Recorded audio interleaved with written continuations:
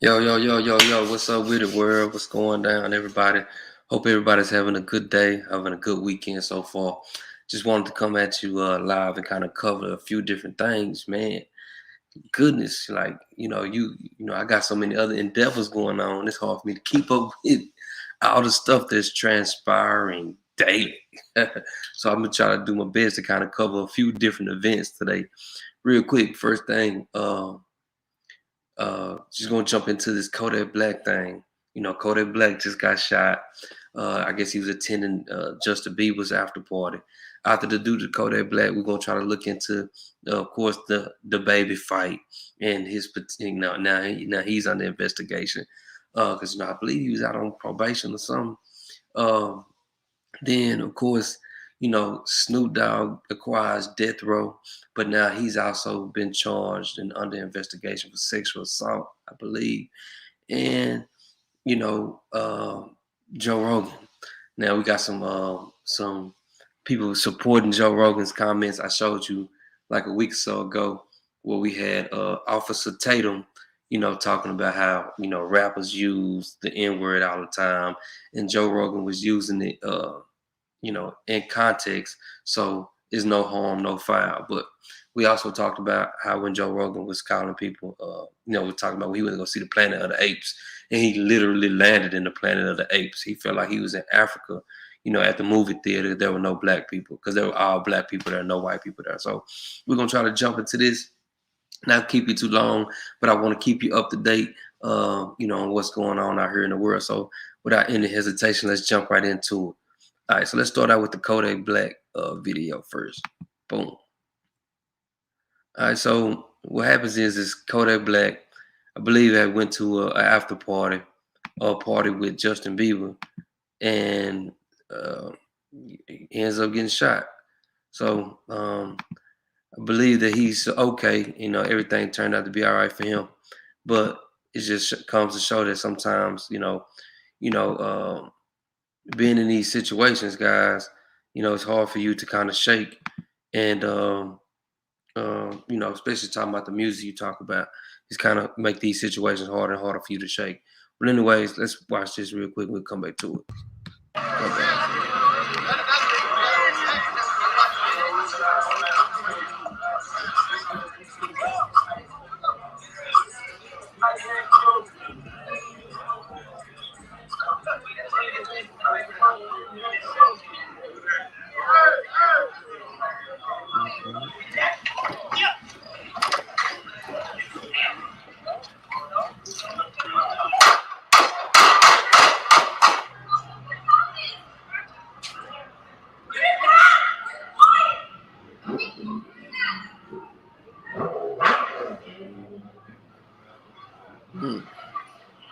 It's hard to tell who that is right there on the ground next to that red bit.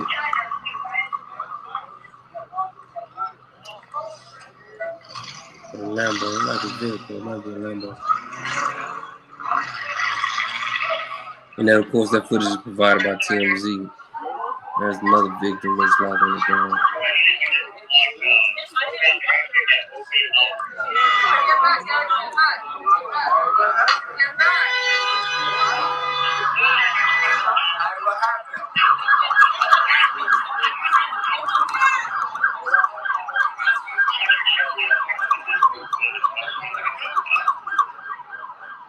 Yes, a bit.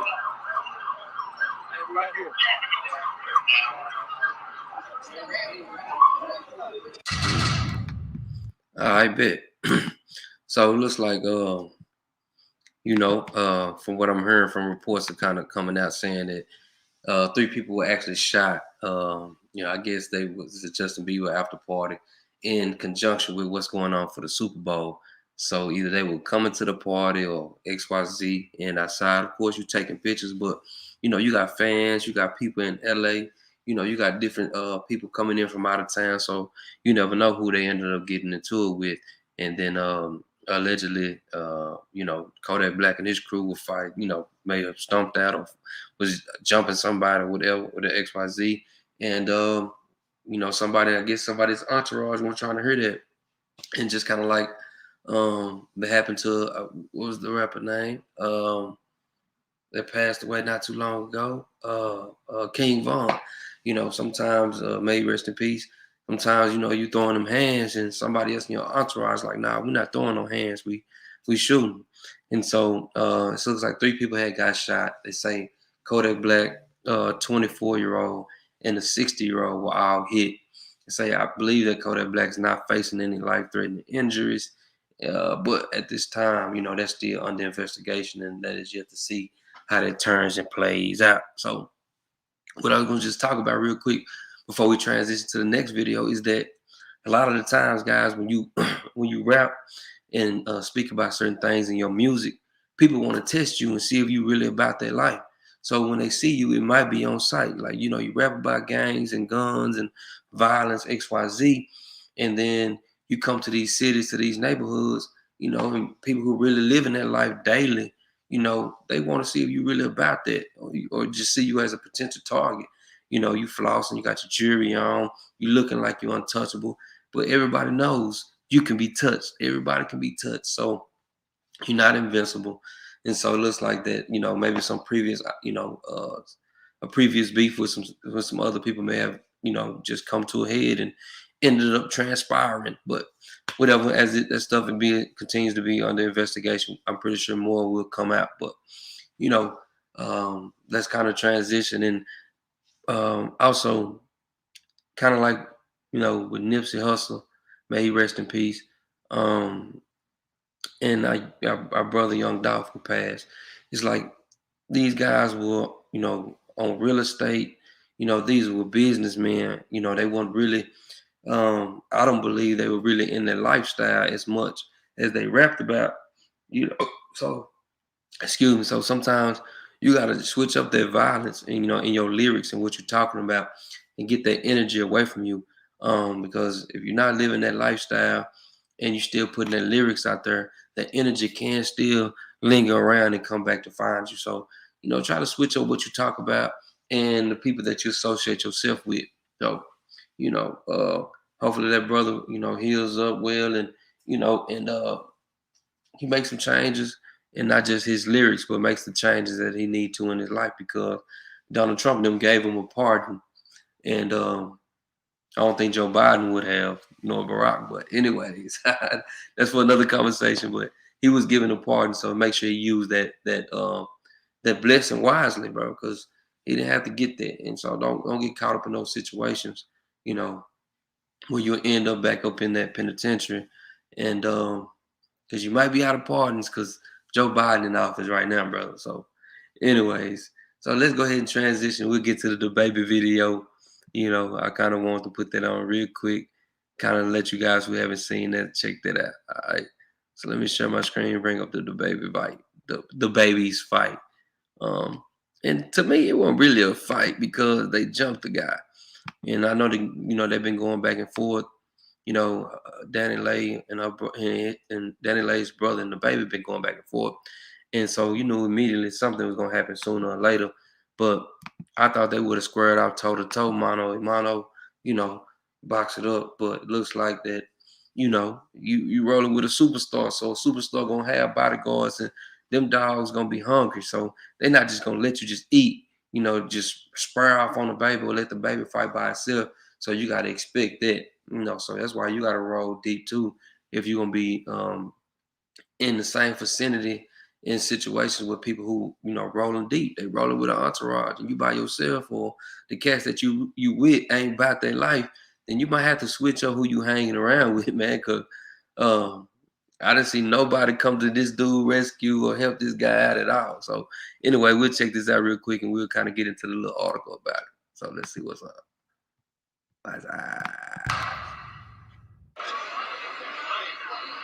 Footage by TMZ. So you see the baby try to sling on him, but it looks like dude kind of weaved it a little bit, man. Hit the cup.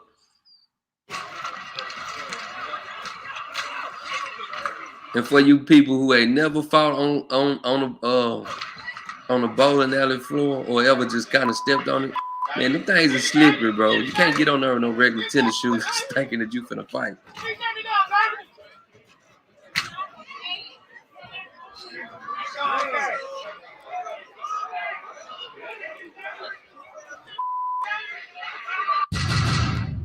Yeah, so that footage brought to you by TMZ. So, um, yeah. So, anyways, as you see, it wasn't too much of a big scuffle. I mean, it was a nice little size. It was a medium sized scuffle.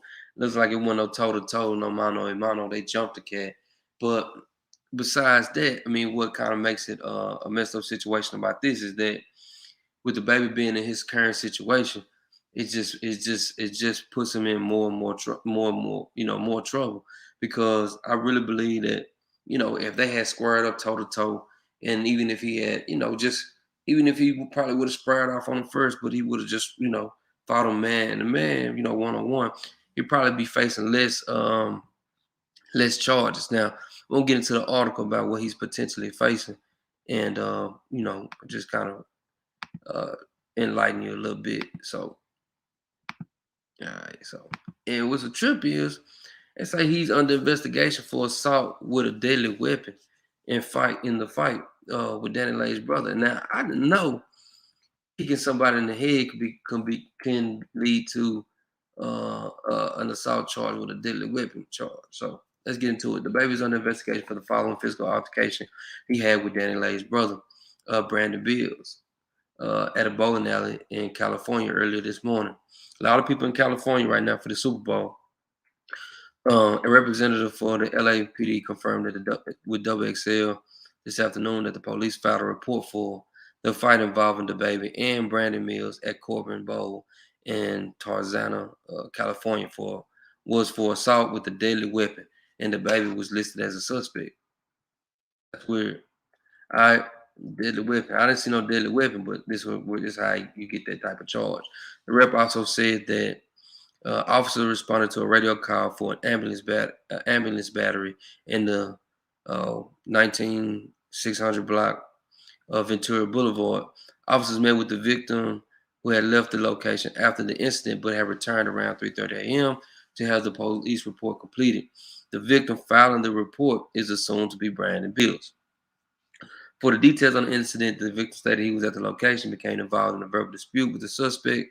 Victim was punched in the face by the suspect, then hit and kicked by numerous other suspects. Victim received injuries but refused medical treatment. Now, according to TMZ report this morning, law enforcement said that the baby is under investigation for assault with a deadly weapon because Bills was kicked in the head while he was already on the ground. However, this information could not be confirmed. All right. So that's weird. Didn't know that, and that's unfortunate for the baby. And I'm pretty sure this article goes on talking about, you know, uh, the incident, but maybe what he's why, if he's still on like parole or probation or whatnot. But it's unfortunate because, with the Dan Lay situation, I know that's, the baby's baby mother, and I'm pretty sure he, never really wanted this to go so far with her, but unfortunately, it's unraveling bad and unraveling fast. And I'm pretty sure this is not going to be the end of this.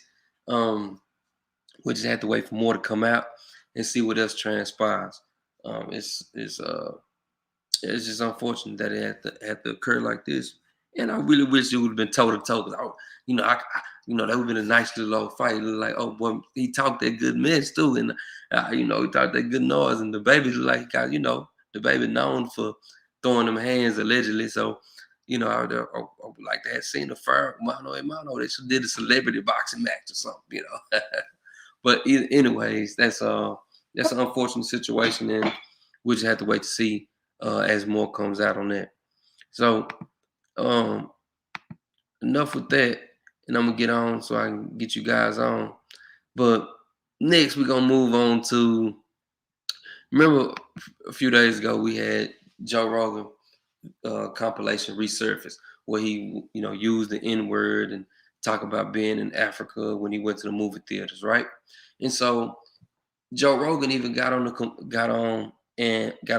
computer, made a post on his page to apologize and felt like that was one of his worst moments and one of the worst things that he can do.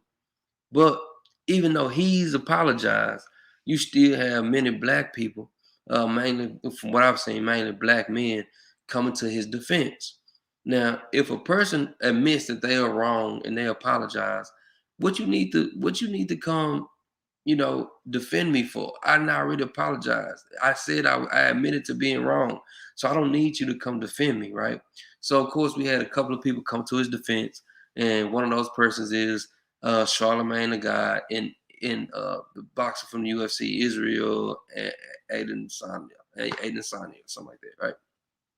So we're gonna play what Charlemagne had to say. Now, I technically don't necessarily agree with Charlemagne on a lot of things that he does. Angela Yee and them on the Breakfast Club, because many times they seem complicit in promoting the foolishness and debauchery, and a mindset that is not favorable to many in the Black community. So, I don't really listen to those guys, but when this video came across, I want to play it, and just to keep you guys in the loop on what's going on and who's doing what, so you don't be blindly following people because of how popular they are, right? So I'm gonna share this real quick about Charlemagne, and then we'll share what Israel had to say, and just kind of get some thoughts on that. All right. And I know it's Saturday, so I know a lot of y'all getting ready to go to the club, but I gotta work on some music, man. So I ain't got time. But anyways,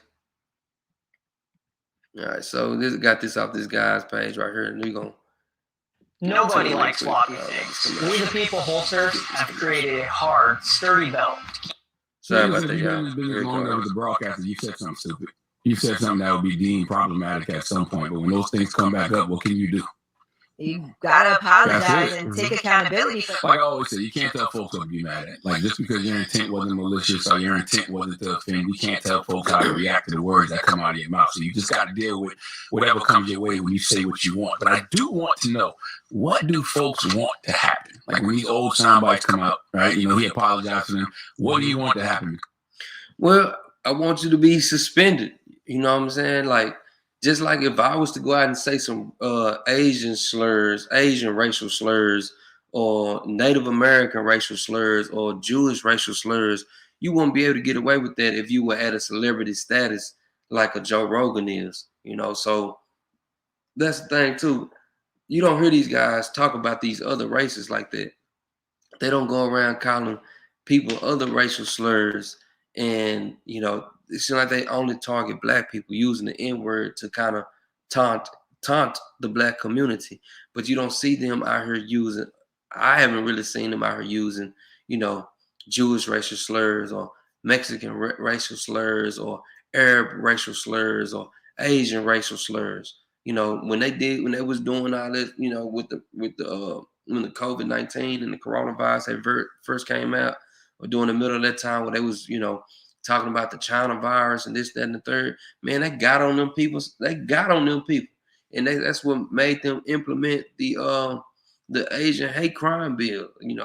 So I don't see where he's going with this point. To me, he's just pandering. But it's Charlemagne, is what it is.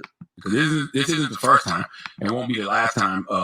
We had a white person using the N-word in context, out of context, quoting rappers, quoting comedians, whatever it is. So, what do you want to happen next? Wait, with just Joe Rogan or in general? Joe Rogan or just in general, because this can happen to anybody at any given time if you've been in this business long enough. Broadcaster, rapper, comedian. Like you said, you can't control how people react. So you work for a private company, they're going to make a decision ultimately on what they decide to do. So they pulled some of the episodes, but they're still standing by him.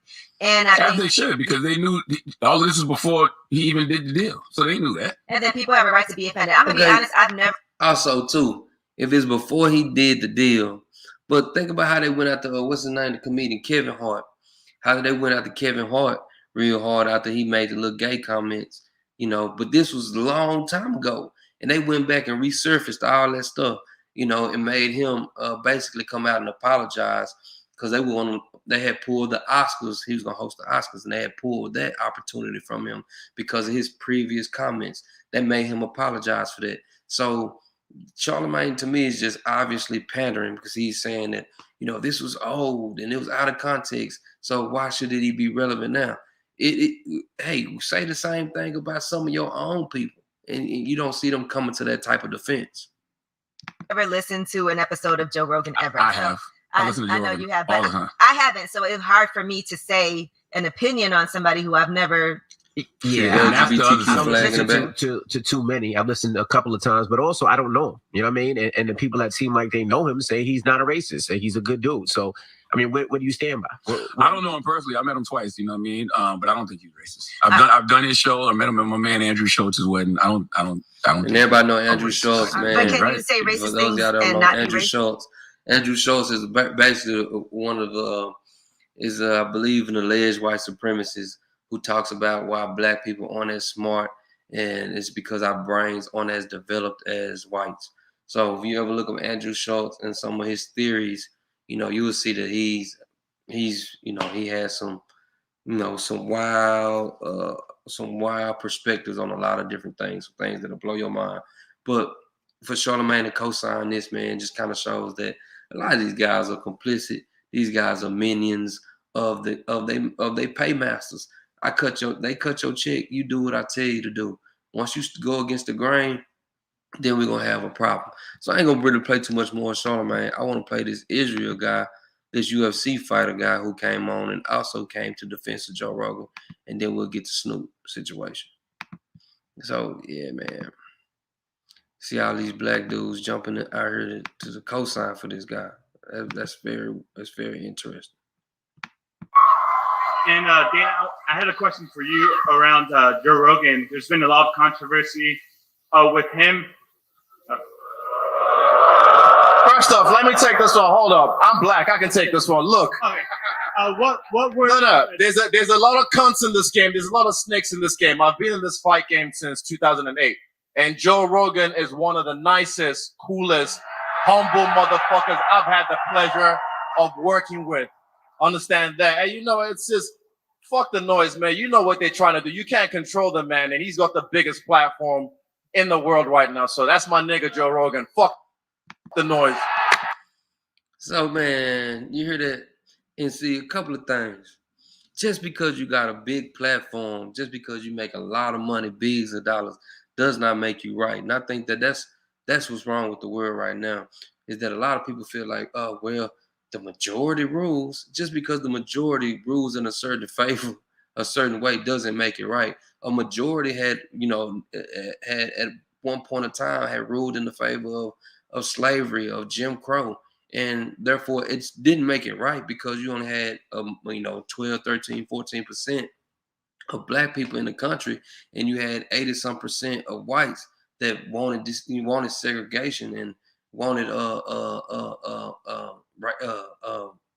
slavery. So did that make it right? And so just because you got the Rockefellers and the Chases and the Fords and all these people who make the Elon Musk and all these people who make billions and billions of dollars, but just because they make that type of money doesn't make every decision that they make right. Nobody is God and nobody is perfect. So for him to say that, and then also kind of like how Tariq talk about it all the time. Tariq Nasheed, if you listen to Tariq, he always talk about the tether community, the tethers.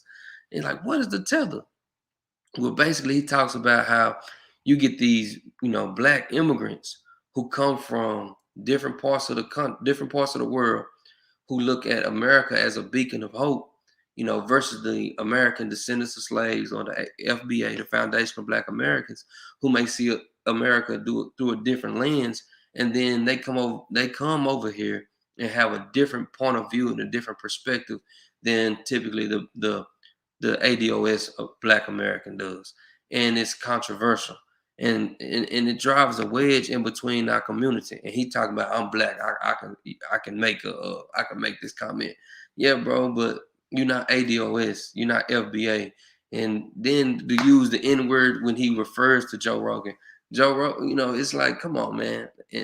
But I see at the end of the day, you see who his paymasters are. He's getting paid by the UFC. This to me was obviously staged. It's some type of they're trying to save face. And you can't blame them. I mean, it's their company. It's that's who he gets paid by. So of course they trying to clean up some of his image and do that. But I think that it was the wrong way to do it. You know, if anything, they should just let Joe Rogan's apology stand on its own, and he don't need all these people to come co-sign him. Joe Rogan not putting money in any of these people's pockets who come to co-sign him. He can stand on his own. Like this guy just said, he has the biggest platform. I'm pretty sure he's wealthier than any one of those guys who come into his rescue. And so, you know, just let him stand on his own.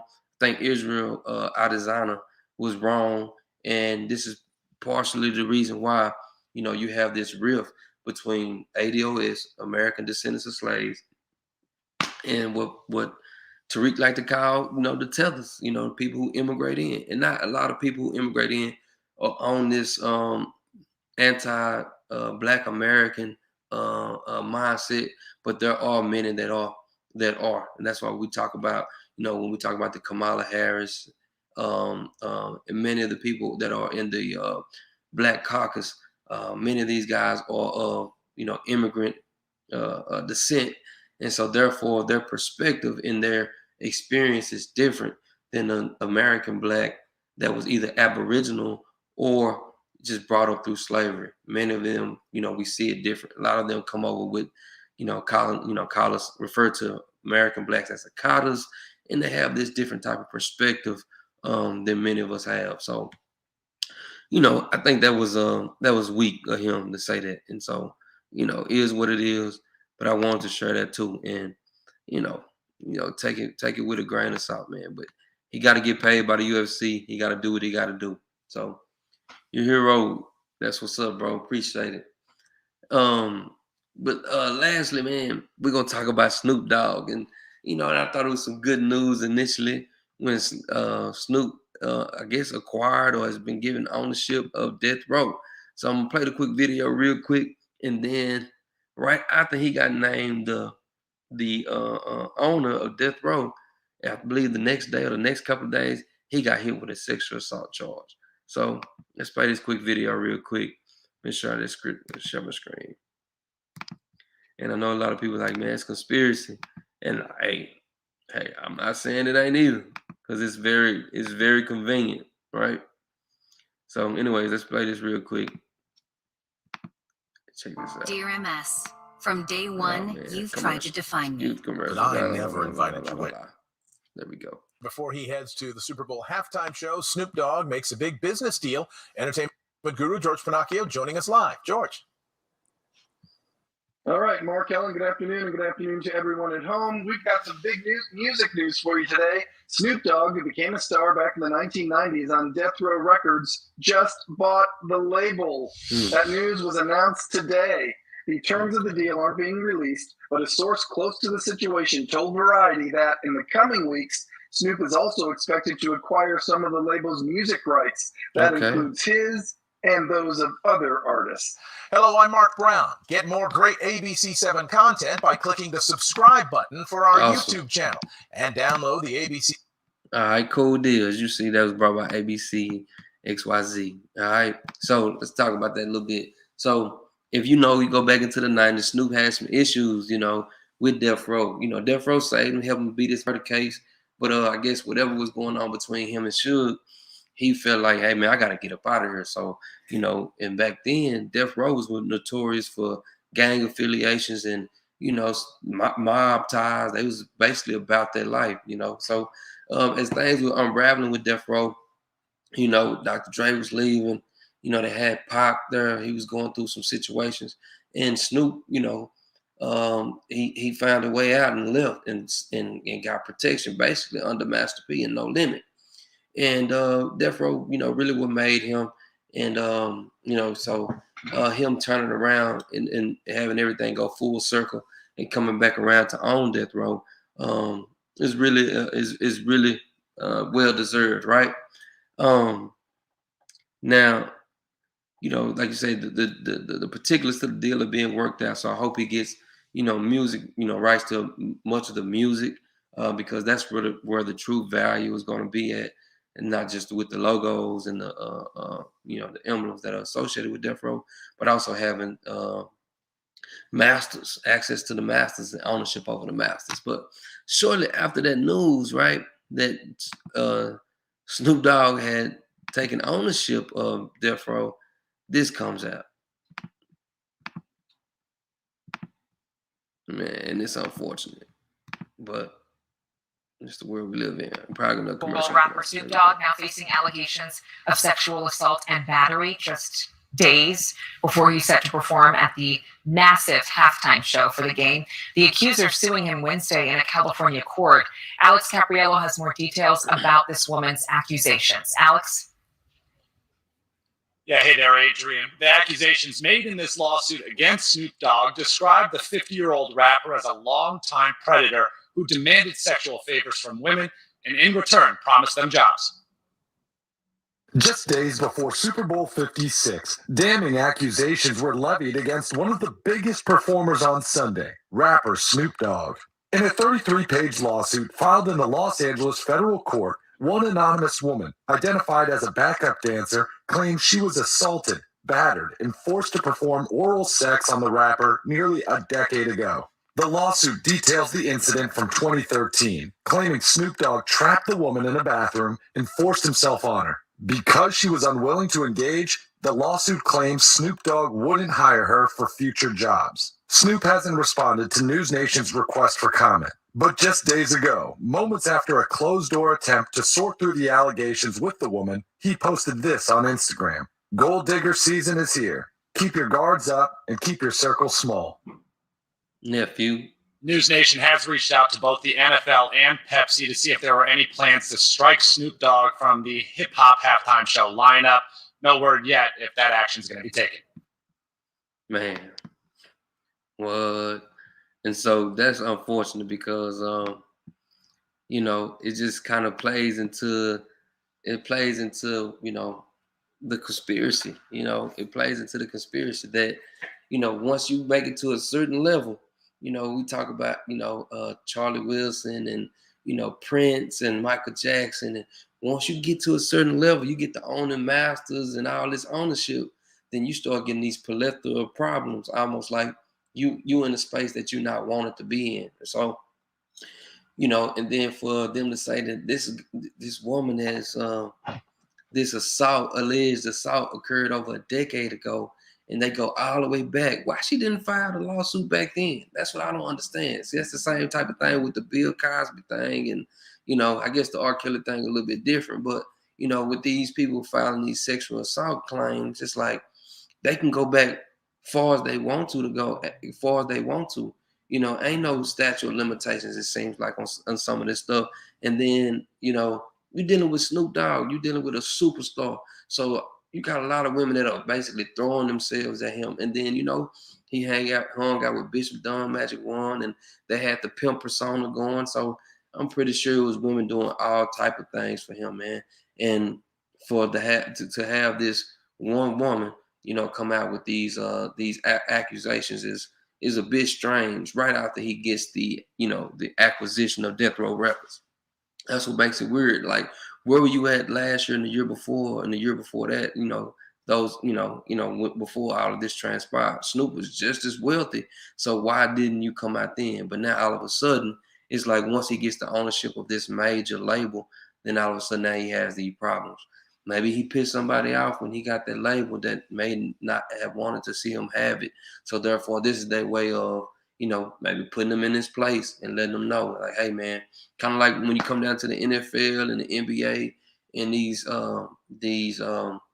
these sports leagues, you know, when it comes down to ownership, you don't see any black owners. You really don't even see owners outside of, you know, white. You don't really see Asian owners and Arab owners that I know of.